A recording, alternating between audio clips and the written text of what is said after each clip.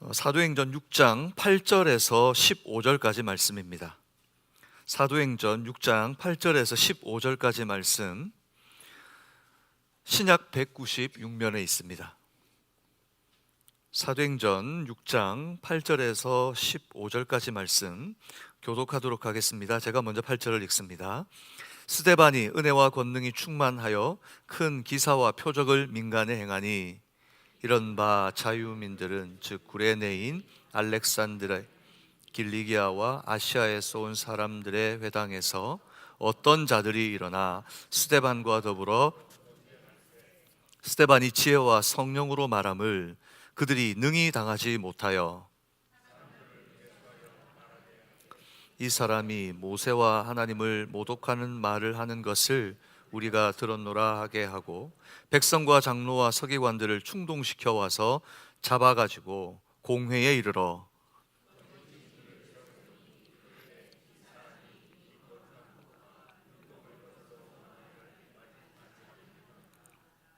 그의 말에 이 나사렛 예수가 이곳을 헐고 또 모세가 우리에게 전하여 준 규례를 고치겠다 함을 우리가 들었노라 하거늘 공회 중에 앉은 사람들이 다 스데반을 주목하여 보니 그 얼굴이 천사의 얼굴과 같더라. 성도 여러분, 살면서 혹시 이런 생각을 해보신 적이 없으십니까? 내가 여기서 괜히 바른 말 했다가 나만 바보 되는 거 아닌가? 내가 괜히 옳은 말 했다가 사람들한테 왕따 되는 것 아닌가?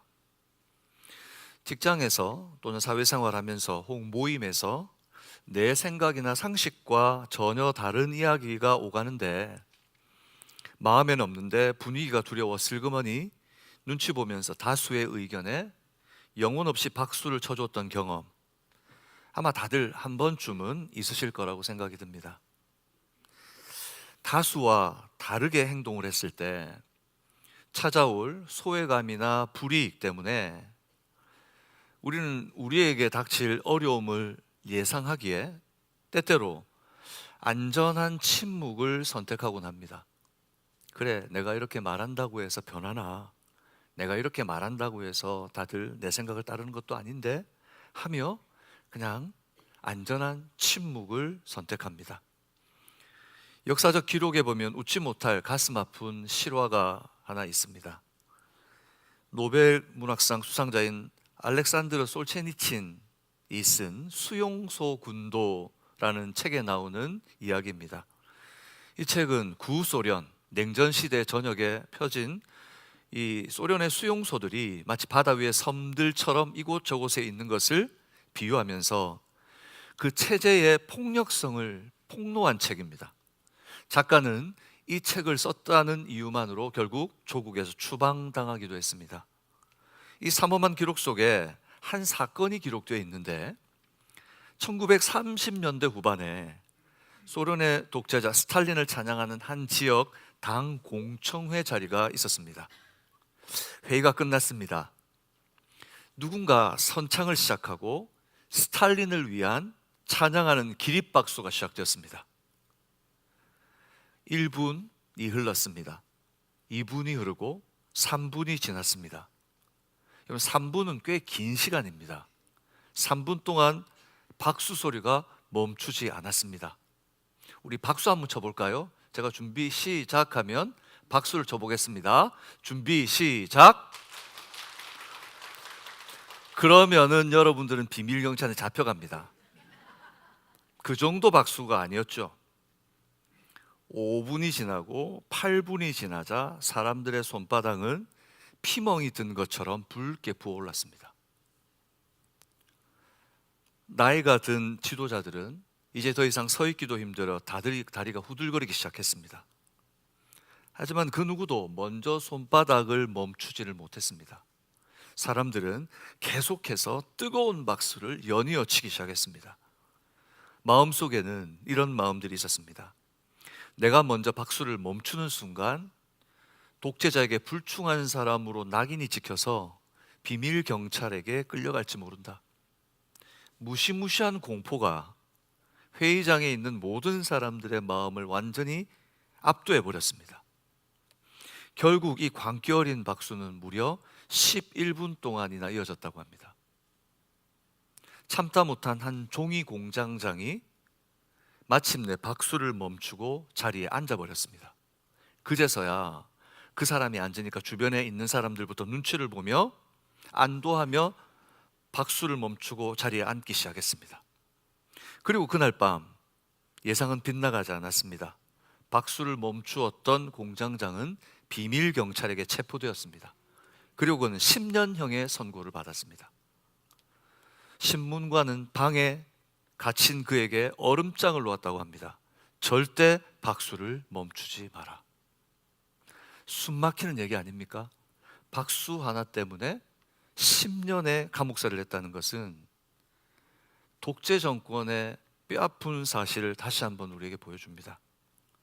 이 숨 막히는 이야기, 단지 옛날 독재 정권 시절의 극적인 이야기 같지만 사실 오늘날 살아가는 우리의 일상을 한번 비추어 보면 어떠십니까? 우리는 눈에 보이는 총칼 앞에 서 있지 않습니다. 그리스도인으로 살아가며 살아가는 세상이 우리를 총칼을 들이대며 막아서진 않아요. 하지만 매일의 일상에서 우리의 눈에는 보이지 않는 두려움을 늘 마주하며 살아갑니다. 하나님을 인정하지 않는 세상이 바로 그 두려움의 실체입니다.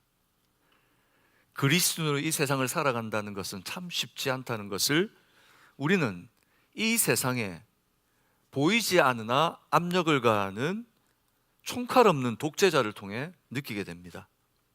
이 세상의 눈치를 보기 시작하면 결국 우리는 어떻게 됩니까? 11분에 회의장 안에 있던 사람들처럼 세상이라는 흐름에 쓸려가게 됩니다. 어느 순간 우리가 세상 앞에 쓸려 내려가고 있는 우리를 보게 됩니다. 그래서 성경은 우리에게 늘 말씀과 기도로 깨어 있으라고 권면하는 겁니다. 그렇다면 정말 세상 속의 그리스도인으로 살아가는 것은 고단한 삶일까요? 우리가 예수님을 믿고 믿음을 지키기 위해서 살아가는 우리의 현실적인 삶은 세상에서 힘들고 고단하고 지치는 삶입니까? 오늘 우리는 이 세상에 흔들리지 않았던 한 사람, 스데반의 사건을 함께 나누려고 합니다. 세상의 거센 파도 앞에서 주눅들지 않았고 도리어 하늘을 우러러보며 천사의 얼굴과 같이 서 있었던 사람, 우리는 스데반을 통해 세상이 결코 꺾을 수 없는 사람이라는 제목으로 함께 말씀을 나누려고 합니다. 말씀을 통해 당당한 그리스도인으로 살아갈 수 있는 하나님의 위로가 여러분과 함께 하시기를 주님의 이름으로 축복합니다. 그렇다면 질문을 하게 됩니다. 왜 우리는 세상 앞에서 자꾸 작아지는가? 왜 우리는 세상 앞에서 계속해서 주눅들고 작아지고 움츠려들며 살게 되는가? 도대체 왜 우리가 이 세상에서 이렇게 무기력하게 주춤거리며 살게 되는지에 대해서 UCLA의 뇌과학자 나오미 아이젠버거 박사의 연구를 보면 그는 이렇게 이야기합니다. 인간이 집단으로부터 소외를 당하거나 거절을 받을 때 우리 뇌는 칼에 베이거나 몸을 두드려 맞는 때와 같은 물리적 통증을 느낀다고 합니다. 우리가 세상에서 비난받고 고립될 때 느끼는 공포는 단순히 엄살이 아니라는 것입니다. 우리의 영혼과 신체가 실제로 생존의 위협을 하는 폭력으로 인식하고 본능적으로 살기 위해 물러서고 몸부림치고 반응한다는 겁니다. 그래서 우리는 때때로 신경 쓰이는 일, 누가 우리를 때린 것도 아닌데, 누가 우리를 폭력을 가하는 것도 아닌데 우리를 복잡하게 하는 일을 만나면 몸살이 나요. 그런 일을 만나고 누가 나를 때린 것도 아닌데 온몸이 두들겨 맞은 것 같이 알아 누울 때가 있죠. 그것은 그 현상을 그대로 우리에게 보여주는 겁니다. 이런 고립감, 이런 두려움 앞에서 믿음의 사람들에게 나타나는 물러섬도 오늘 성경은 예외가 아니라고 말하는 거죠. 성경 속의 선지자 엘리야는 갈멜산에서 홀로 하나님을 거부하는 바알과 아합의 선지자 850명과 싸웠습니다. 열왕기를 보면 이 엘리야가 믿음을 가지고 850대 1로 그 하나님을 거부하는 우상을 섬기는 이들과 싸워서 하나님께서 주시는 승리를 얻게 됩니다. 불이 하늘에 내려 승리하게 되고 그들을 모두 제거하게 되죠. 이 승리한 불의 선지자 엘리야, 이 승리를 맛보고 난 바로 그 다음 사건, 열왕기상 19장에 보면 그 사람이 어떻게 행하게 됩니까? 바알의 아내 이세벨이 이런 엘리야를 향해 한마디를 던집니다. 내가 너를 반드시 죽이겠다. 내가 너를 반드시 죽인다. 내가 다른 선지자들을 죽인 것처럼 너도 죽이겠다. 협박하는 메시지를 하나 보냅니다. 그 위대했던 선지자 엘리야가 그 말을 듣고 단 한순간 만에 낙심해서 광야로 도망쳐 버립니다. 그리고 로뎀 나무 아래 주저앉습니다.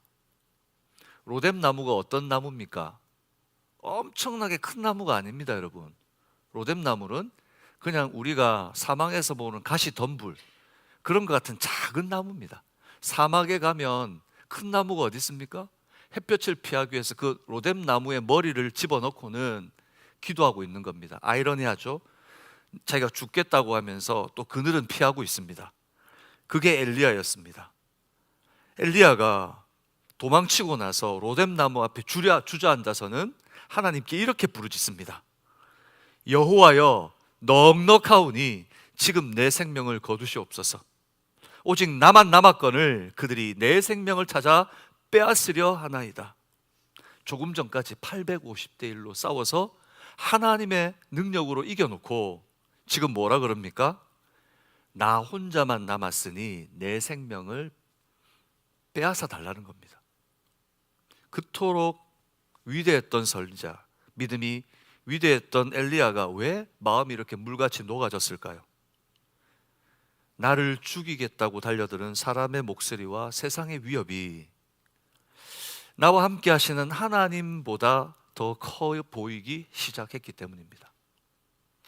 세상의 소리가, 세상의 힘이, 세상의 위협이 내가 이제 함께 했던 하나님보다 더 커 보이기 시작한 시점, 그는 오늘 주저앉아 버렸습니다. 팀 켈러 목사님은 이런 엘리야의 상태를 하나님의 사랑과 인정만으로 지금 내 삶이 완전하지 않다고 느끼는 깊은 영적 탈진 상태라고 해석합니다. 하나님이 도와주는 것으로 해결 안 돼. 여기까지는 하나님이 도와줬지만 이것은 하나님의 영역이, 하나님이 하실 수 없어 라고 하는 영적인 탈질 속에 빠져버렸다는 거죠. 오늘 본문에 등장하는 스데반의 상황도 다르지 않습니다. 11절과 12절을 보면 이렇게 말합니다. 같이 읽어볼까요? 사람들을 매수하여 말하게 하되 이 사람이 모세와 하나님을 모독하는 말을 하는 것을 우리가 들었노라 하게 하고 백성과 장로와 서기관들을 충동시켜 와서 잡아가지고 공회에 이르러. 스데반을 대적했던 자들은 돈으로 사람들을 매수합니다. 종교 지도자들을 막 충동질해서 선동을 해서 거대한 가짜 여론을 만들어냅니다. 사실을 왜곡하고 악의적인 프레임을 씌워서 스데반을 제거하려고 하는 것입니다. 스데반이 한 행동이 오늘 그들에게 악의를 가지고 대했나요? 나쁜 소리나 비방하는 말을 했나요? 그들에게 해를 가했나요? 그렇지 않습니다. 그런데 그 스데반을 오늘 제거하려고 합니다. 하나님을 거부하는 오늘날의 세상도 이와 같은 방식을 사용합니다. 현대 미디어를 보십시오, 여러분. 기독교를 향해서 교묘하게 독선과 불통이라는 프레임을 씌웁니다. 물론 교회도 실수할 때가 있습니다. 실수하는 교회가 있을 수 있습니다. 그러나 모든 교회가 불통이거나 독선을 품거나 그리고 세상 앞에 해를 끼치지 않습니다. 그러나 미디어들은 조그만 사건만 있으면 마치 기독교가 독선적이고 불통이라는 프레임을 씌워 나타냅니다. 사회적 지탄을 받는 이단 사이비들마저 슬그머니 정통 교회의 한 부분인 것처럼 섞어놓고 마치 대중 전체가 기독교를 혐오의 대상인 것처럼 바라보게 만드는 것이 이 세상의 방식입니다. 이런 메시지를 사회나 또는 공영방송을 통해, 매체를 통해 우리가 접하게 되면 이 시대를 살아가는 그리스도인들은 믿음을 드러내는 것이 위축되게 됩니다. 아무리 대담하더라도 주변에서 계속해서 이런 소리가 들리면 내가 예수 믿는다는 것을 드러내고 예수 믿는다는 것을 입으로 말하는 것을 점점 꺼리게 되죠. 그러니 본질적 사명, 예수의 복음으로 영혼 살리는 것조차 멈칫거리며 주춤하게 만들어버립니다. 이제는 더 이상 밖으로 나가 노방정도 하지 않습니다. 이제는 더 이상 밖으로 나가 예수 전하지 않습니다. 어린 시절 생각해보면 저는 참 노방전도를 많이 나갔습니다. 기타 하나 들고 앰프 하나 가지고는 교회 형님 한 분하고 늘 토요일이면 수업 마치고 와서는 길거리로 나가서 노방전도 해도 기억이 납니다. 신학교를 다닐 때는 부산역에 가서 늘 전도대로 복음 전했던 것을 기억합니다. 그러나 여러분, 이제 노방전도하는 모습을 보기가 드뭅니다. 복음을 들고 나가지 않습니다. 영혼 살리는 것, 그러다가 어떤 일을 당할까 봐. 미국은 어떻습니까? 공공장소나 또는 마켓이나 이런 곳에서 복음을 전하는 것이 위법한 일이라고 하며 사람들을 주눅들게 합니다. 강제적으로 종교를 선전하거나 그 사람에게 강요하는 것. 미국이라고 한 이 바로 거대한 신앙의 이 주춧돌이 흔들리기 시작하면서 주춤거리는 기독교를 보게 됩니다. 혹시 여러분 중에도 낙심과 무기력함을 경험하고 계시는 분이 있지 않습니까? 이번 한 주일 동안 내가 예수 믿고 살아가는 게 의미 없는 것처럼 느껴지고 마음에 낙심이 찾아오고 내가 기도하는 것, 내가 하나님께 부르짖고 믿음으로 사는 것이 무기력하게 느껴지고 오늘 이 예배에 나오신 혹시 성도들이 있습니까? 그렇다면 여러분 기억하십시오. 그런 상황이 올지라도 그것은 여러분의 믿음이 없어서가 아닙니다. 하지만 우리가 여기서 반드시 깨달아야 할 영적인 진실이 있습니다. 우리가 믿음이 없어서 흔들리는 것은 아니지만 그 상황을 마주하고 있다면 이 사실을 분명히 깨달아야 됩니다. 우리가 세상 앞에서 주춤거리는 진짜 이유는 뭔가? 우리 하나님의 능력이 부족해서도 아니고 세상의 미디어가 하나님보다 더 강해서도 아닙니다. 어느 순간부터, 어느 시점부터, 어느 때부터 내 시선이 하나님이 아닌 세상의 평가에 물들어가기 시작했기 때문입니다. 어느 시점인지 모르지만 그때부터 하나님의 말씀이 아니라 세상 사람들의 말에 내 귀가 집중되고 있습니다. 그들의 목소리가 하나님보다 훨씬 더 크게 들리기 시작했기 때문입니다. 잠언 29장 25절은 우리에게 이렇게 경고합니다. 사람을 두려워하면 올무에 걸리게 되거니와 여호와를 의지하는 자는 안전하리라. 우리 같이 읽어볼까요? 사람을 두려워하면 올무에 걸리게 되거니와 여호와를 의지하는 자는 안전하리라. 사랑하는 여러분, 우리가 세상 사람들의 시선에 목을 매고 세상의 눈치를 보는 순간 우리는 사단에 쳐놓은 두려움의 올무에 영혼이 갇혀버리게 되는 겁니다. 그러니 세상을 살아가는 그리스도인이라고 입으로 말은 하지만 실제 삶의 연장은 올무에 묶여 있으니 세상에서 자꾸만 작아지고 주눅들며 살 수밖에 없는 겁니다. 그렇다면 두려움을 이기는 신앙의 비밀은 뭘까요? 이 두려움으로부터 우리가 어떻게 하면 이길 수 있을까요? 본능적 두려움, 우리에게 위해를 가하여오면 몸이 아픈 것처럼 우리를 움츠러들게 하는 바로 이 방어 본능 기제, 이것으로부터 어떻게 우리가 승리할 수 있을까요? 오늘 사건의 연장은 본문 9절에 보면 자유민들의 회당이었습니다. 우리 사도행전 6장 9절 같이 읽어보겠습니다. 이른바 자유민들, 즉 구레네인, 알렉산드리아인, 길리기아와 아시아에서 온 사람들의 회당에서 어떤 자들이 일어나 스데반과 더불어 논쟁할세. 여기서 자유민이 도대체 어떤 사람들일까요? 이 자유민은 과거에 로마나 또 바벨론이 포로로 잡아갔다가 후에 풀려나서 고국으로 돌아온 사람들입니다. 이 유대인들과 그 후손들을 말하는 거죠. 포로되었다가 풀려난 그들의 후손. 그래서 보면 구레네, 알렉산드리아, 길리기아, 이 다 타국 땅이죠. 타국 땅에서 이방 문화와 언어를 배우며 자란 1.5세, 2세, 3세 일종의 이민 세대이자 외국계 유대인들을 말하는 겁니다. 그들이 예루살렘에 돌아왔어요. 그런데 자기의 언어로 서로 소통할 수가 없어요. 그래서 자기들끼리 언어를 가진 사람들끼리 자유민들의 회당을 만든 거죠. 지금 1.5세가 1.5세의 교회를 만들고 2세가 2세의 교회를 시작하죠. 한인이지만 이민 1세대 교회와 다르게 그들의 예배를 만들고 그들의 교회를 이루고 있습니다. 그것처럼 그때에도 그런 무리로 회당으로 모인 자들이 있었다는 거예요.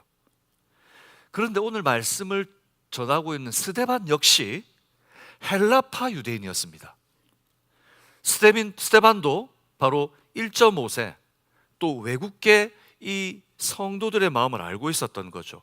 그래서 낯선 환경에서 자란 그들의 외로움과 형편을 누구보다도 더 잘 알았기 때문에 동병상련의 마음을 가지고 애틋하고 선한 마음을 품고 그들의 회당에 찾아간 겁니다.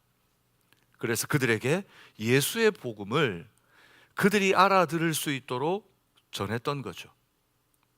그러나 이 스데반의 선한 마음과 다르게 어떤 일이 벌어집니까? 스데반을 조직적으로 공격하기 시작합니다. 도대체 스데반이 그들에게 어떤 어려움을 만들었기에 그토록 이들은 분노하는 걸까요? 조금 전에 말한 것처럼 악한 말을 한 게 아니에요. 그들을 모욕한 것도 아닙니다. 그들의 편에서 그들을 돕기 위해 그들을 어떻게 하면 섬길까 생각하며 시간을 내어 그의 열정을 가지고 여기에 왔죠. 그들이 스데반을 공격한 이유는 단 한 가지입니다. 바로 스데반이 전한 복음 때문입니다.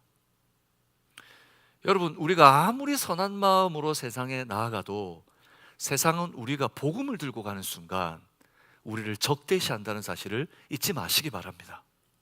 그래서 혹시 내가 예수 믿기 때문에 예수 그리스도의 복음으로 세상에 전했는데 왜 나는 세상으로부터 이런 푸대접을 당하는가? 그때 이렇게 생각하면 됩니다. 저를 따라 합시다. 당연한 겁니다.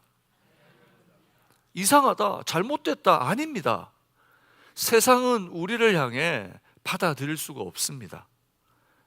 바로 그들도 그랬습니다. 예수가 주와 그리스도가 되신다는 복음을 인정하는 순간 그 먼 나라에서 자기들이 살았던 삶을 청산하고 이곳 예루살렘까지 와서 언어가 다른데도 불구하고 회당에 모이고 신앙을 지키게 해왔던 이들은 예수 복음 인정하는 순간 자신들이 목숨처럼 붙들고 있던 기득권, 바로 이 성전과 율법을 빼앗긴다고 생각하는 겁니다. 오늘 14절 같이 읽어볼까요? 14절 말씀입니다. 여러분 성경으로 자막이 없으니 같이 읽겠습니다. 그의 말에 이 나사렛 예수가 이곳을 헐고 또 모세가 우리에게 전하여 준 규례를 고치겠다 함을 우리가 들었노라 하거늘. 스데반은 사실 이 말을 한 적이 없어요. 예수님만 전했을 뿐입니다. 그런데 자기들의 파운데이션이 흔들린다고 생각하니까 스데반을 무너뜨리기 위해 물고 뜯는 치열한 논쟁이 시작된 겁니다. 하지만 오늘 본문 10절에 보면은 놀라운 반전이 나타납니다. 사도행전 6장 10절입니다. 같이 읽겠습니다. 스데반이 지혜와 성령으로 말함을 그들이 능히 나가지 못하니라. 절대 다수의 무리가 한 사람 스데반을 능히 당해내지 못했다라고 성경은 이야기합니다. 왜 그들은 스데반을 당해내지 못했을까요? 스데반이 은혜와 능력이 충만하고 지혜와 성령으로 말하기 시작했기 때문입니다.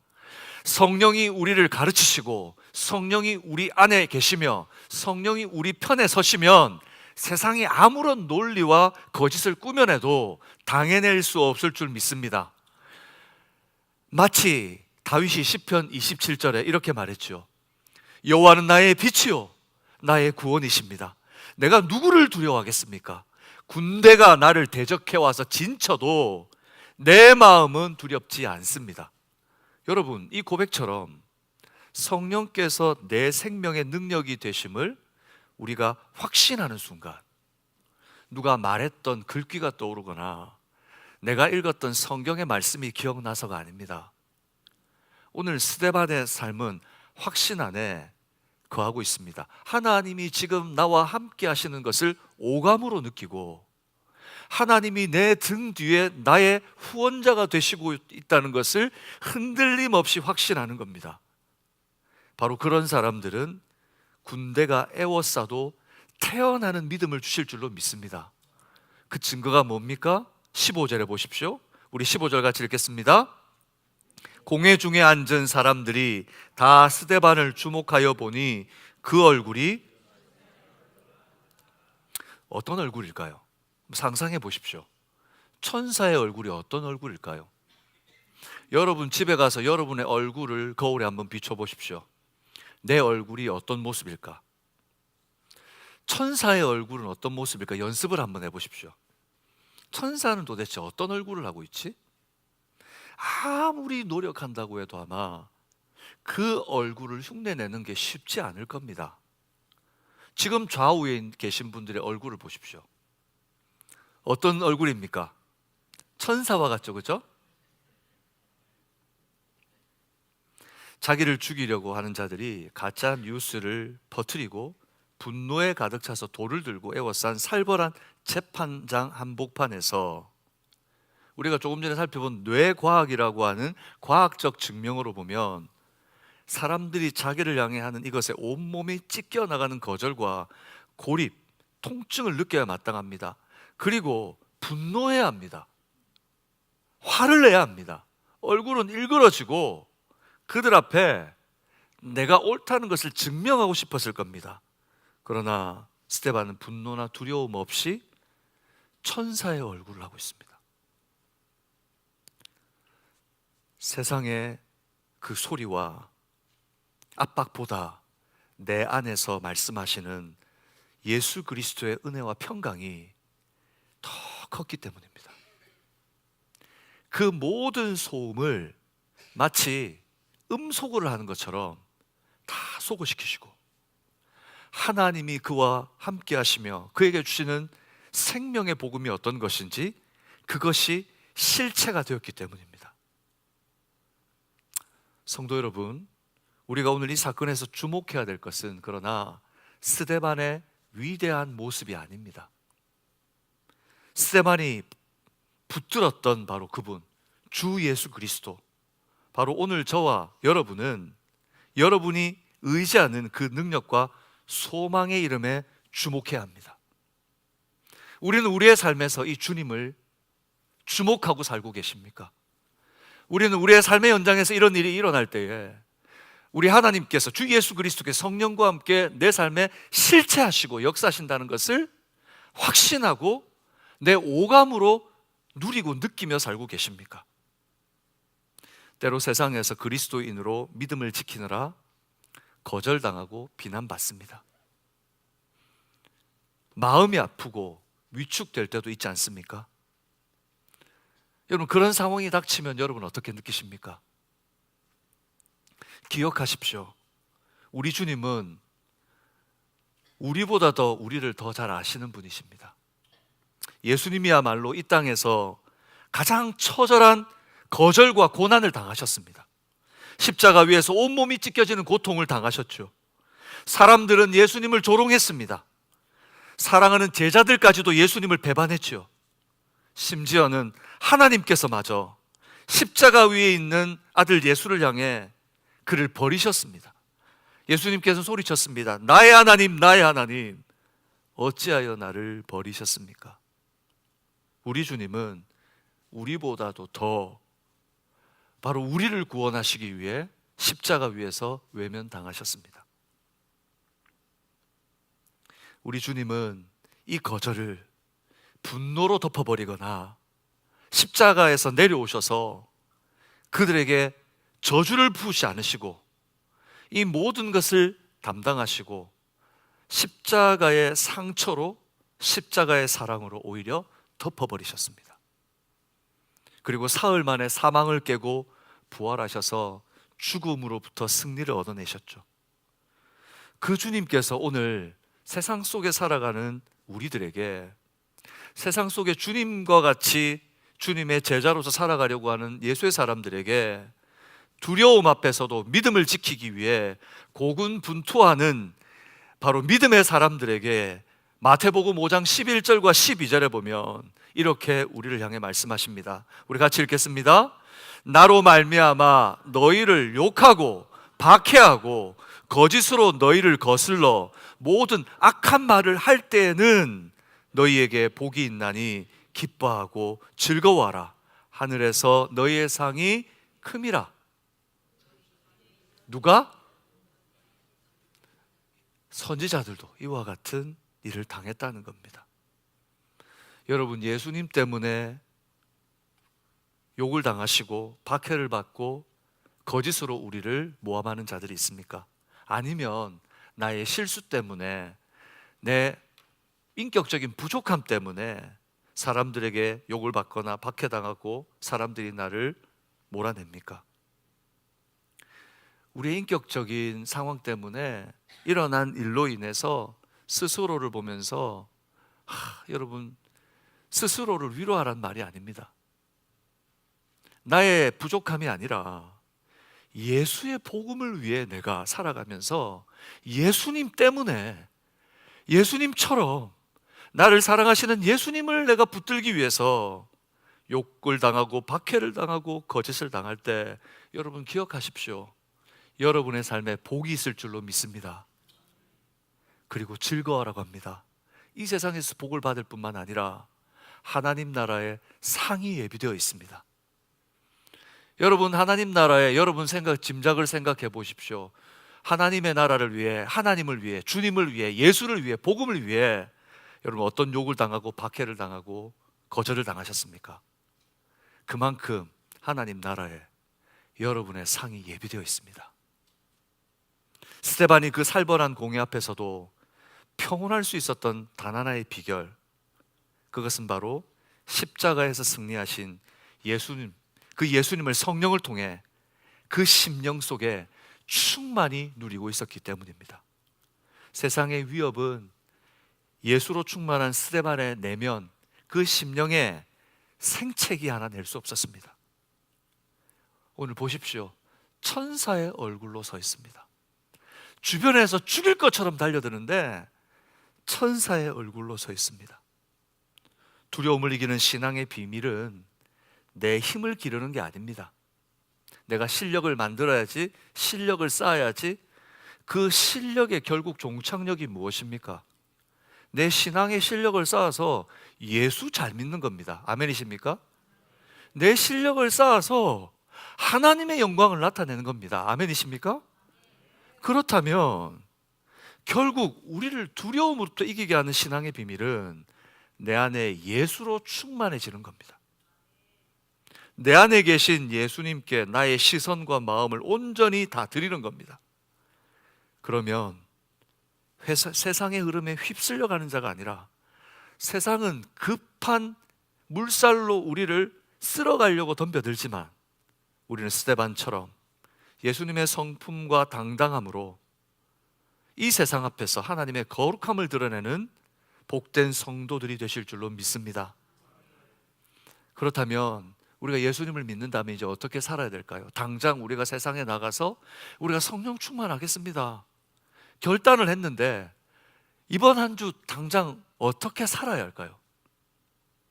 성령 충만한 제자로 산다는 것은 어떻게 살라고 얘기하는 걸까요? 여러분, 복음은 우리에게 세상과 싸워 이길 화려한 신학적 논리를 가지라고 말하지 않습니다. 여러분들이 목회자들처럼, 목사들처럼 성경을 신학적으로 잘 모두가 다 알아가지고 성경에 능통한 사람이 되라고 말하지 않습니다. 성경은 여러분에게 말주변이 좋은 사람이 되라고 말하지 않습니다. 누구에게 가면 줄줄줄줄 그냥 말이 그냥 청산유수처럼. 성경은 단 한 번도 우리에게 그것을 요구한 적이 없습니다. 오히려 복음은, 성경은 우리에게 이것을 말하죠. 이미 예수 그리스도께서 세상을 이기셨느니라. 주님께서 성령으로 너희 안에 지금 함께 계신다. 그러니 전능하신 하나님이 너희의 삶을 책임져 주시는 것을 믿으라. 성경이 말하는 것은 이것입니다. 그러니 우리가 이 말씀을 믿을 때에 신학적 논리나 말주변이 있어서 예수님을 전하는 것이 아니라 그 좋으신 예수님 만나고 나니까 나 같은 자도 사랑하여서 나를 회복시키고 나를 붙드시고 살려주시는 예수님 만나고 나니까 그 좋으신 예수님을 나누고 싶어 복음을 전하는 겁니다. 그러니 사람들의 평가나 눈앞에, 내 문제 앞에 넘어지지 않습니다. 혹 우리는 그럴 때가 있죠. 나의 행위 때문에 스스로 의심이 찾아올 때가 있습니다. 내가 예수 믿는데, 내가 최소한 교회 다니는데 내가 왜 이렇게 살까? 나 정말 예수 믿는다고 내가 고백했는데 이번 한 주 내가 살아온 것을 보니까 누가 나한테 정말 예수 믿으세요? 라고 묻는데 그 얘기를 들어보니까 내 한 행동을 보니 전혀 예수 믿는 사람 같지가 않아요. 그래서 우리 스스로에게 좌절합니다. 아, 내가 정말 예수 믿는 사람 맞아? 아, 나는 아니야. 난 구원받지 못했나 봐. 스스로 의심이 찾아오고 흔들립니다. 여러분, 혹시 여러분 이 중에 그런 마음과 생각이 예배를 하러 나온 여러분들에게 있다면 그런 생각으로 흔들리거나 주눅들지 마시라는 겁니다. 여러분은 이것만 기억하십시오. 이미 우리는 예수님의 보혈로 하나님의 자녀가 된 줄로 믿습니다.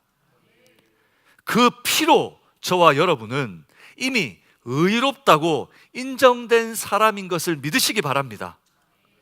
그러니 여러분, 이것을 믿는다면 이제 복음의 능력을 붙들면 됩니다. 믿는다면 복음을 붙드십시오. 믿는다고 하면서 세상 보지 마시고, 믿는다고 하면서 세상의 소리에 흔들리지 마시고, 의심하지 말고 복음만 붙드십시오.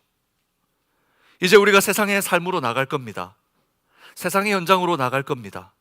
성령의 눈치 보지 말고 성령의 사람으로 당당하게 살아가시는 여러분 되시기를 주님의 이름으로 축복합니다. 그러려면 첫 번째, 같이 읽읍시다. 같이 읽겠습니다.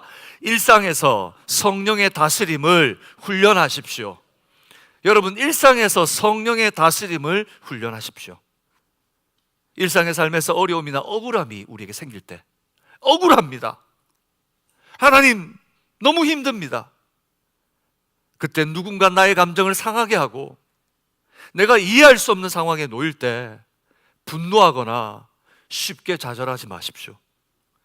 분노를 분노로 갚는 방식은 세상의 방식입니다. 문제가 다가올 때 포기하고 도망가는 것은 세상의 방식입니다. 시편 37편 7절은 이렇게 말합니다. 같이 읽겠습니다. 여호와 앞에 잠잠하고 참고 기다리라. 자기 길이 형통하며 악한 꾀를 이루는 자 때문에 불평하지 말지어다. 아멘이십니까? 여러분, 이런 일을 당할 때 잠시 숨 고르기를 하십시오. 내 안에 계신 성령께 구하십시오. 주님, 사람의 말이 아니라 말씀이 기억나게 하여 주옵소서. 내 마음에 세상이 줄 수 없는 평안을 허락하여 주옵소서. 성령의 다스림이 거룩한 습관이 되도록 우리가 늘 삶의 현장에서 훈련할 때 아마 쓰러질 겁니다. 이번 주 제대로 살겠습니다. 바깥으로 나갔는데 여러분 쓰러질 거예요. 한 번 쓰러지고, 두 번 쓰러지고, 세 번 쓰러지고, 네 번 쓰러지고, 100번 쓰러지고, 1000번 쓰러질 거예요.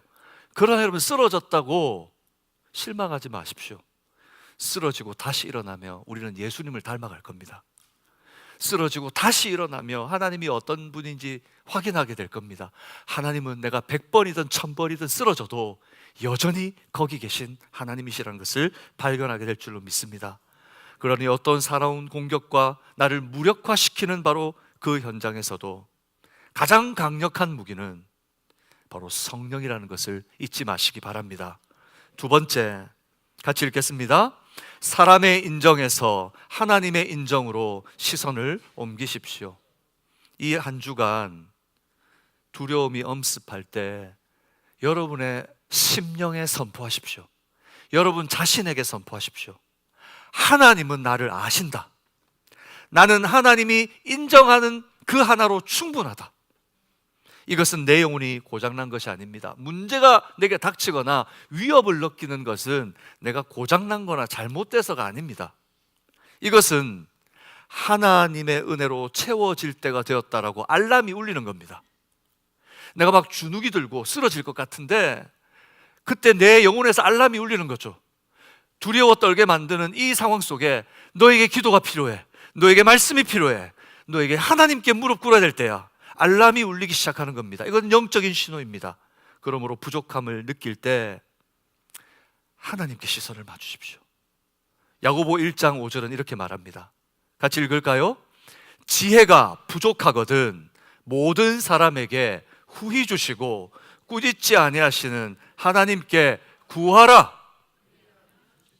믿으십니까? 말씀 앞으로 나와 기도하며 주실 것을 믿고 하나님께 시선을 맞추십시오. 그러면 졸지도 아니하시고 주무시지도 아니하시는 하나님께서 여러분의 오른쪽에서 그늘이 되어 주실 줄 믿습니다. 모든 환난을 면하게 하시고 우리의 영혼을 지키시겠다고 하셨던 그 약속을 반드시 실행하실 줄로 믿습니다. 사랑하는 여러분, 사람들에게 점수 따기 위해 세상 눈치 보거나 멈칫거리지 마십시오. 우리의 자녀들이 우리의 모습을 봅니다. 내가 우리의 자녀들에게 신앙을 가르치고 우리의 자녀들이 하나님 앞에서 정말 신실하게 살기를 원하는데 우리의 자녀들은 부모의 모습을 통해 세상 앞에서 멈칫거리는 것을 봅니다. 불꽃 같은 눈동자로 오늘 여러분을 하나님은 지켜보시고 계십니다. 그러니 하나님만 의지하는, 하나님께만 인정받기 위해 시선을 고정하는 여러분들 되시기 바랍니다. 마지막 세 번째 같이 읽겠습니다. 삶의 자리에서 작은 증언을 시작하십시오. 삶의 자리에서 작은 증언을 시작하십시오. 세상의 거대한 흐름과 반대되는 성경적 가치관을 가져가야 할 때 복음을 부끄러워하여 뒤로 숨지 마십시오. 여러분 세상에 나가서 기도하는 것 부끄러워하지 마십시오. 성경을 붙들고 있는 것 부끄러워하지 마십시오. 예수 믿는다고 하시는 것 부끄러워하지 마십시오. 그 순간 우리는 이미 세상을 더 크게 보고 있는 겁니다. 거창한 논쟁을 해라는 것이 아닙니다. 세상과 논쟁을 하라는 게 아니에요. 얼마 전에 저희 아내에게서 갑자기 전화가 왔습니다. 빨리 저희 자슈아 큰아들한테 전화를 해라는 겁니다. 내가 시간이 안 돼서 나중에 전화하겠다고 했더니 지금 해야 된다는 겁니다. 왜냐 그랬더니 지금 여호와의 증인이 왔는데 얘가 그 사람들 붙잡고 논쟁을 하고 있다는 겁니다. 전화해서 그거 하지 말라고 빨리 말해주라는 겁니다. 근데 다행히 멈췄습니다. 여러분, 우리가 논쟁한다고 사람의 마음을 얻을 수 있나요? 충고한다고 마음을 얻을 수 있나요? 우리가 정말 좋은 것을 가졌음에도 불구하고 좋은 것을 가지고 충고하고 논쟁하면 그 사람은 나를 수긍하고 나를 온전히 받아들여 주나요? 아닙니다. 충고하고 논쟁하면 서로를 핥힐 뿐입니다. 스데반의 모습을 보십시오. 영혼을 사랑하는 순전한 마음을 담아서 타협하지 않는 삶의 태도로 그냥 예수님 따라 묵묵히 그 길을 걸어갈 뿐입니다. 그들이 인정하지 않아도 예수의 사랑을 그냥 전할 뿐입니다. 왜요? 그가 예수 사랑을 받았으니까. 예수님이 너무 좋으니까. 그것이 생명이라는 것을 확인하니까 그냥 순순히 묵묵히 그냥 그 길을 걸어가는 겁니다. 여러분이 성령 안에서 담대한 작은 순종을 선택하기를 주님의 이름으로 축복합니다. 여러분의 가정에서, 여러분의 일터에서, 여러분이 만나는 사람과 논쟁을 하라는 것이 아닙니다. 예수가 옳다, 예수 믿어라. 그냥 내가 만난 좋은 예수님 전할 수 있는 그 자리에서 작은 한마디, 작은 증언을 시작할 수 있는 여러분 되시기 바랍니다. 하나님께서는 여러분의 삶을 통해 세상의 거짓된 여론을 부끄럽게 하실 겁니다. 그리고 여러분에게 보여줄 겁니다. 하나님이 살아계시다는 것을. 여러분을 덤벼드는 사람들에게 끝까지 사랑하는 여러분들의 모습을 통해 보게 할 겁니다. 아, 하나님이란 분은 이런 분이구나. 오늘 여러분을 통해 예수가 증거된 은혜가 있기를 주님의 이름으로 축복합니다. 말씀을 맺겠습니다. 사랑하는 성도 여러분, 우리는 매일 세상이라는 거대한 굴레에 숨막히는 영적 싸움을 하며 살아갑니다. 때때로 영적 심리적 거절감은 우리의 영혼을 탈진하게 만듭니다. 오늘 위대한 선지자 엘리야마저도 로뎀나무 아래서는 하나님 내가 죽게 하여 주옵소서 할 만큼 그 세상의 힘은 강력합니다. 그러나 오늘 성경은 말합니다. 세상이 결코 꺾을 수 없는 사람 스데반을 보여줍니다. 스데반이 자신을 죽이려고 하는 자들 앞에서 분노하고 그들과 싸우는 대신 천사의 얼굴을 유지할 수 있는 비결은 단 하나였습니다. 세상이 아니라 예수 그리스도를 주목하는 것이었습니다. 세상은 이 사람들을 절대 꺾을 수 없습니다. 여러분이 주님께 시선을 고정하는 순간 여러분에게 닥치는 어떤 상황도 여러분을 꺾을 수 없다는 것을 믿으시기 바랍니다. 이 세상을 꺾을 수 없는 사람으로 살아가기 위해 세 가지를 결단합시다. 첫 번째, 저를 따라서 합시다. 일상에서 성령의 다스림을 훈련하겠습니다. 억울하고 붕한 상황 마주치면 세상의 방식대로 분노하지 마십시오. 여호와 앞에 잠잠히 참고 기다리십시오. 시편 37편 7편 말씀처럼 주님의 평안으로 여러분의 감정을 다스릴 때, 거룩한 습관으로 우리를 훈련시켜 나갈 때 하나님이 책임져 주실 줄로 믿습니다. 두 번째, 같이 고백합시다. 사람의 인정에서 하나님의 인정으로 시선을 옮기겠습니다. 내 영혼의 부족함과 두려움이 엄습할 때 그것은 자책할 일이 아닙니다. 여러분, 세상은 여러분 흔들 겁니다. 분명히 이번 주 나가면 정말 내가 예수 믿는 사람 맞아? 하나님 또 저 실패했어요. 그러나 여러분 기억하십시오. 후히 주시는 하나님께 지혜를 구하면 여러분에게 은혜 베푸실 줄로 믿습니다. 주님은 지금도 졸지 않습니다. 주무시지 않습니다. 24시간 여러분을 향해 눈을 고정하시고 애프터 서비스를 하기 위해서 기다리고 계십니다. 주님 도와주세요 그러면 주님은 당장 우리에게 달려오실 분일 줄로 믿습니다. 하나님 한 분만으로 충분하다는 것을 여러분의 입술로 고백하는 한 주간 되시기 바랍니다. 마지막 세 번째, 같이 저를 따라서 고백하겠습니다. 삶의 자리에서 작은 증언을 하겠습니다. 논쟁하지 마십시오. 충고하지 마십시오. 그러나 타협하지도 마십시오. 순전한 삶의 태도로 묵묵히 여러분의 삶을 걸어가십시오. 여러분 교회에서 맡겨진 삶, 가정에서 맡겨진 부모로서의 위치, 여러분 직장에서 여러분들이 살아가는 현장에 묵묵히 살아가십시오. 그리고 그것을 옳다 여기며 주님을 붙들고 걸어가십시오. 지금 당장은 힘들겠으나 그 걸음 끝에 우리 주님이 기다리고 계실 줄로 믿습니다. 작은 순종을 통해 하나님은 세상의 거짓을 부끄럽게 만드실 겁니다. 여러분을 공격하는 사람들이 순박하게, 정직하게, 진실하게 하는 여러분들의 모습 속에 얼굴이 붉어져서 부끄러워하게 될 날을 하나님께서는 반드시 주실 줄로 믿습니다. 그리고 하나님 역시 살아계시다는 것을 보게 하실 겁니다. 이번 한 주간 세상에 또 우리가 나가게 됩니다. 세상은 너무 큽니다. 그래서 주눅들 수 있습니다. 그러나 여러분, 하나님 한 분을 믿으십시다. 내 안에 성령 충만함에 얼굴에 광채로 흘러나는 천사와 같은 얼굴. 옆 사람 보십시오. 우리 천사와 같이 한번 어떤 모습인지 한번 웃어주세요. 어떤 모습이 천사와 같은 얼굴이에요? 여러분, 작은 예수로 삽시다. 당장 다 완성하지 못하지만 한 걸음을 떼는 것은 누구나 할 수 있습니다. 오늘 여러분의 삶 속에 그 주님의 모습으로 하나님이 기뻐하시는 예수의 제자 되시기를 주님의 이름으로 축복합니다. 잠시 기도하겠습니다. 사랑과 은혜가 풍성하신 하나님, 세상 속에서 때때로 두려움에 침묵했던 우리의 연약함을 고백합니다. 사람들을 하나님보다 더 크게 여겼던 우리의 영적 질병을 십자가의 보혈로 고쳐 주옵소서. 우리를 위해 십자가에서 가장 처절한 거절의 고통을 당하신 예수님, 우리를 하나님의 영원한 자녀로 용납하여 주시고 예수 그리스도의 사랑을 부어주신 것을 믿습니다. 이제 세상의 거짓 소리에 우리의 귀를 닫고 오직 주님의 인정함으로 충분하다고 고백하게 하여 주옵소서. 내일부터 마주할 일터와 세상에서 성령 충만함을 가지고 스데반처럼 세상이 감당치 못할 천사의 얼굴로 평온함으로 순박함으로 작은 예수로 살아가게 하여 주옵소서. 예수 그리스도의 이름으로 기도드리옵나이다. 아멘.